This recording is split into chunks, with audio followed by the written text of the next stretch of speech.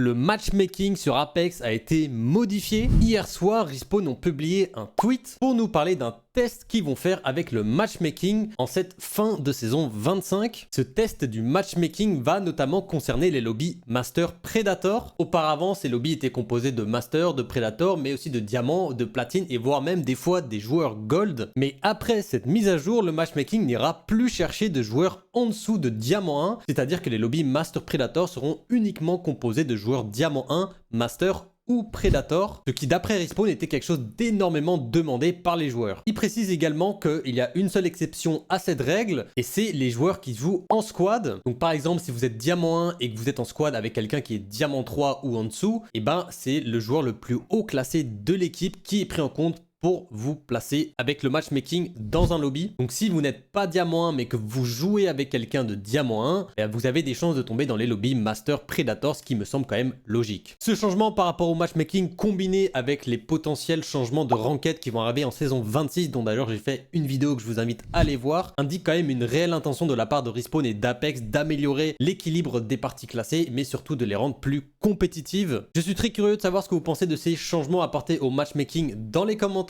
Et puis comme d'habitude, n'oubliez pas de liker la vidéo, de la partager, mais surtout de vous abonner pour plus de contenu sur Apex Legends, sur l'actualité, du contenu pédagogique, mais aussi du contenu à haut niveau sur le jeu. Ça me soutient énormément. Merci à vous et on se retrouve très bientôt pour une nouvelle vidéo.